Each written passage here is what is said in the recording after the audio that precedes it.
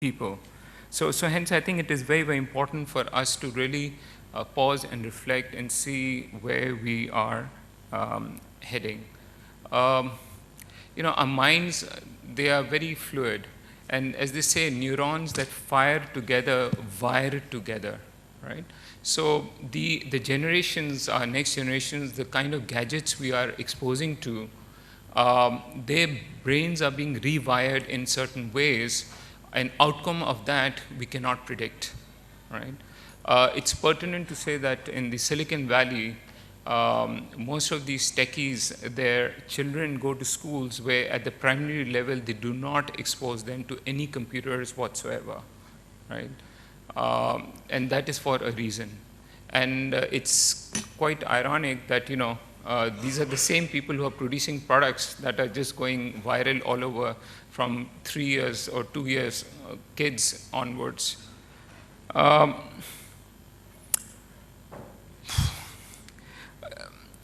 think as a society, we like to believe that we are always on the right side. I think the gap between good and evil is not a wall, it's more of a membrane. And we kind of, as humans, oscillate between it. And, with this technology, as we're getting more and more, we're becoming like junkies, we need more and more. And one thing is happening is boredom is setting in. We need our next shot to keep us going.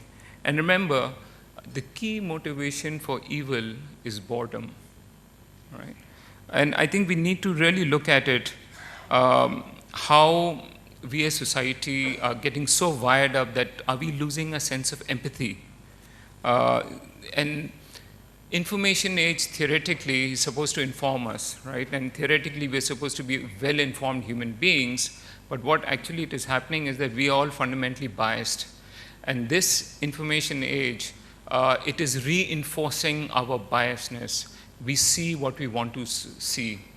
You see the polarization between the Democrats or the Republicans or the rightist movement in, let's say, Europe or the Middle East, tearing to pieces, or divisions within our respective societies. We are becoming more self-righteous, more biased. We'd rather be right than be compassionate. And this is a trend, again, I'll repeat myself, that we need to reflect on what exactly these innovations are doing to us. Right now, till now, we've been talking about innovations, and there are ethical questions, be it genetic stem cell research, for example. I think we need to, down the road, we need to not just ask ethical questions, but also social questions or psychological questions. And I feel we need to look at responsible innovation as well, collaborative innovation, inclusive innovation between the haves and the haves not. We speak about the jugaad system, right? And then you have the high tech. How do we collaborate and make it inclusive as well? Innovations where you have psychologists, you have philosophers, you have sociologists collaborating together along with the technologists to come up with innovations that will have meaningful impact and more of a long-term view rather than just looking at short-term, immediate, this is the new product that's going to hit the market, these will be our sales, and this is how we will make our next quarter targets. A modern society, generally, we are inheritors of the Greco-Roman civilization empires. We got a sense of democracy, art, philosophy, society, politics from them. While these civilizations, they thrived, but remember, eventually they collapsed. They were in a very hostile environment, internal disputes, external issues. And one of the key was a lot of the innovation was taking place with armaments and armies. And a lot of that was based on wood, a non-renewable resource. And eventually it kind of ran out. And you look at the deforestation, you look at Greece today, right? There's hardly any forest over there, or Rome. right? Heavy deforestation. So I think while we do innovation, etc., we need to be very mindful of the damage that we're doing in fulfilling our ambitions. Remember, the forests hold answers to questions we have yet to ask. We think we know everything, but unfortunately, we really do not know. So many species are dying without we even knowing that they existed. Remember, every species that has survived the evolutionary process has been a genius at something, and that's why it survived for millions of years. And it's just incalculable loss that we are facing while we are blindsided with this technology innovation, but so much we are losing in the process which we don't even know. Every healer in a forest or in a tribe dies, an entire library burns with it of knowledge, of thousands of like years that's going, and these tribes that are like going. I think we should look at doing research and investment, in not just new gadgets and technologies, but also spend equal effort in rediscovering and preserving our old knowledge that we had, which we are losing without even knowing about it. So for me, disruptive innovation would be to pause and take a break and to reflect, where are we going, which direction we are heading. Eventually, the end objective of any innovation is to have a better way of life. And I think we need to see the society that, the kind of science that we're looking at. I was reading some survey where 30% of the youth have contemplated suicide at some point in their lives in the developed world.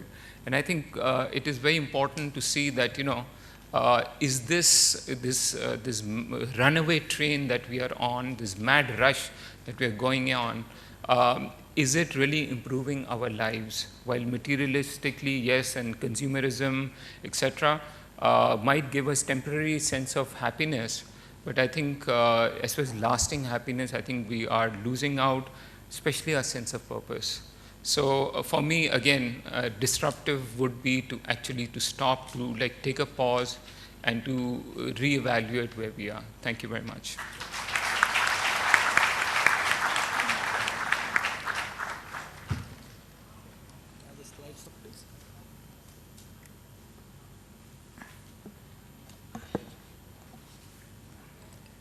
The slides up.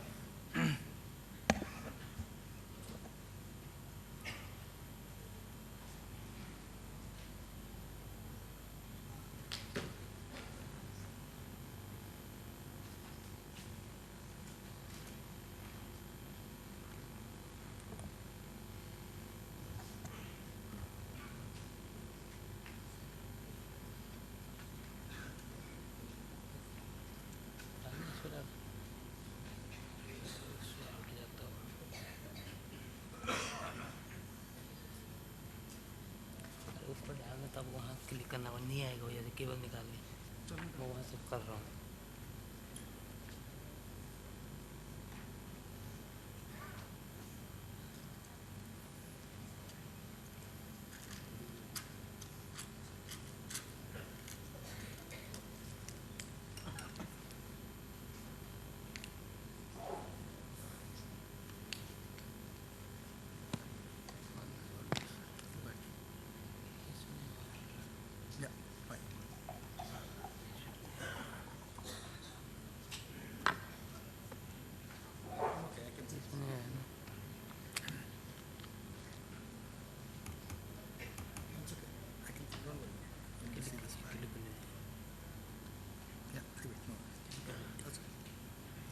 Thank you. Okay. Good afternoon, ladies and gentlemen, and I'll chat about disruptive innovation. I have about 10 slides, maybe 15 minutes, and hopefully I'll leave you with something to think about in terms of this particular topic. It's always a pleasure to come here for an AIMA National Management Convention. This is my 10th year on the trot to do something or the other on some subject or the other. So it's always been a pleasure. My experience of disruptive innovation is from my own career of working in Hindustan Lever, when we tried to make a lot of the categories like shampoo, like face creams, like detergents, like baby care products, etc., accessible and affordable for the bottom of the pyramid. Okay, that's something which we did there.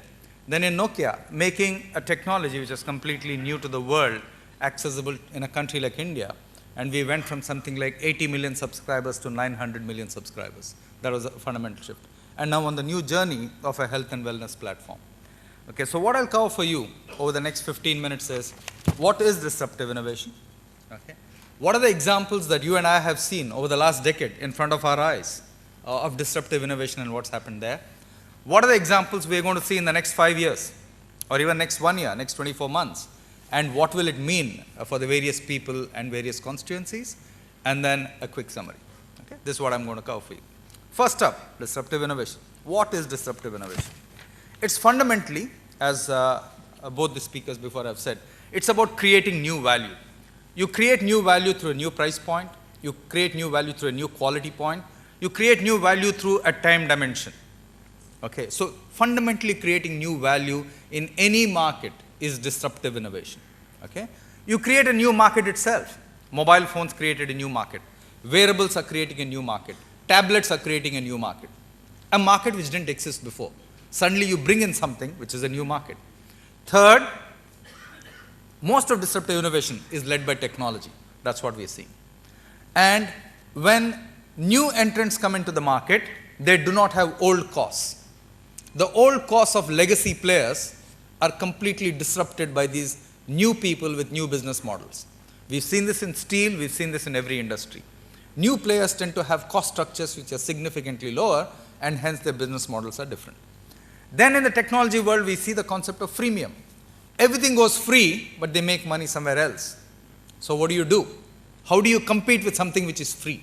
Okay, that is disruptive innovation. Next is use of idle assets, and I'll give an example of that. There are lots and lots of idle assets across the world. Office space is an idle asset. Cars are idle assets. Planes are idle assets. There are lots of idle assets lying all over the place. Somebody puts together a new business model and says, how can I disrupt the traditional market by using idle assets? And finally, the whole concept of user-generated something which can disrupt a market. And I have an example of that. Okay? So if I look ahead, what are the examples that you and I have seen over the last decade of truly disruptive innovation?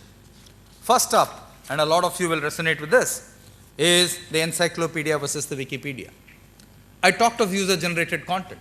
Wikipedia is completely user-generated content. In the old days, if you did well in studies, your family was well-to-do, etc., they would order this 100-volume Encyclopedia Britannica. It would come in a huge truck. You needed a huge, shelf to put it, and you would put it, and everybody would come. You would talk about it for 5 minutes. It's a conversation piece. Nobody read it. Okay, that's what Encyclopedia Britannica was in any house. It was a status, an intellectual status. We've arrived, and this is what it is. Encyclopedia now completely changed to Wikipedia. What is Wikipedia? You and I post. You believe you have knowledge on a topic, you'll post it. Somebody else has knowledge, they post it. And Wikipedia puts a footnote saying this is verified or not verified. That's all. That volume of knowledge of Wikipedia is 1,000, 10,000, 100 million times bigger than any Britannica can be. Completely user-generated, completely on the web. You don't need any storage space. You pick and choose what you want. This is absolutely the disruption of the highest order. Okay? A product which is completely physical is completely user-generated and completely digital today. Okay? So Encyclopedia Britannica, dead and gone, and now we have the Wikipedia in front of us. Next, all of us, over the last, I would say 15 years, if 15, 20 years ago you started working with computers, you'll relate to this next example. And I've gone through this problem many, many times. Floppy disks versus USBs. 8.5-inch floppy disk, 5.5-inch floppy disk, 3.5-inch floppy disk. Every time you went to a presentation and took it, you were worried whether the floppy disk was corrupted. That was the most important question you asked. Is it corrupted? Is it okay? Nobody knew. You went through security in the airport, something happened. You could never be 100% sure of what you are storing. Today, that whole business is out of the window right now. All floppy disks are gone, completely into storage, a very different storage, very stylish storage devices, etc. Okay? A completely different way of looking at the situation. Okay, next one. A very good lesson for all of us. Film prints vis-a-vis digital photography.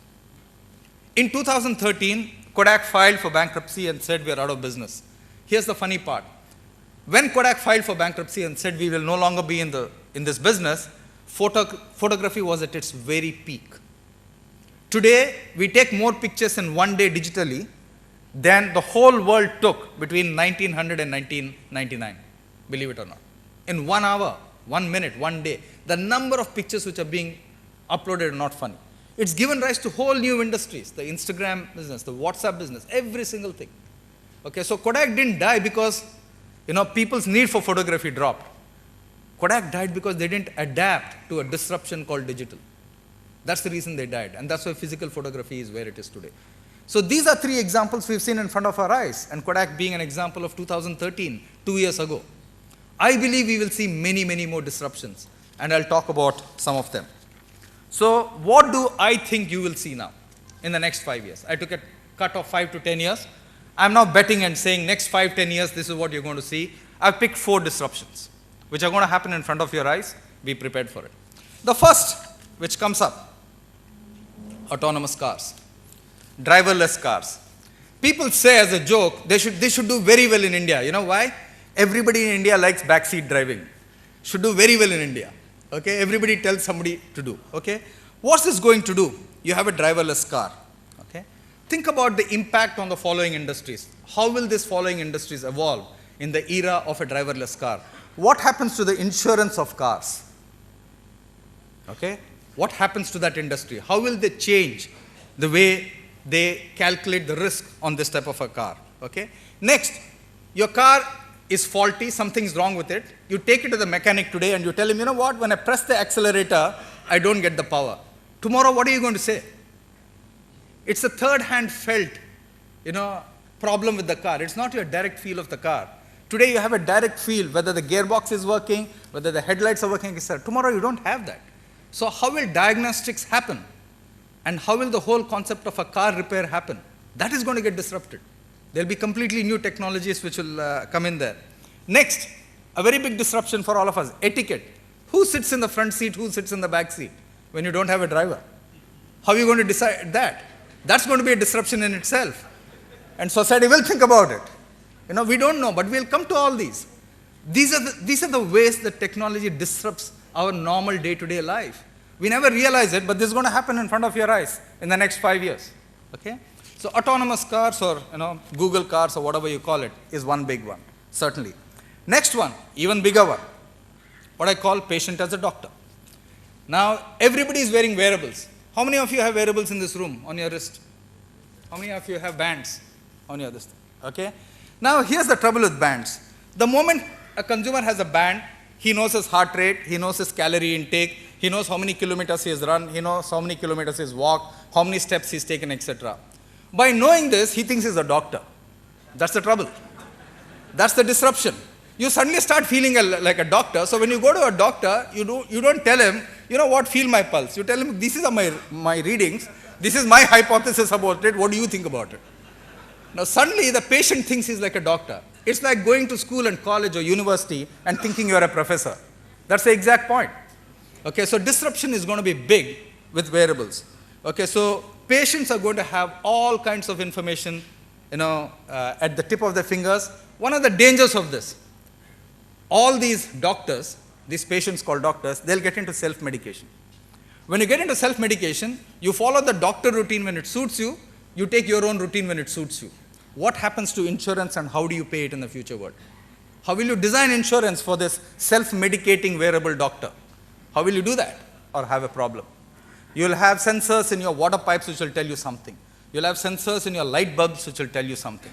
Okay, so this connection of the Internet of Things and each talking to other will have fundamental implications on how you manage your house and how you manage the repairs around your house.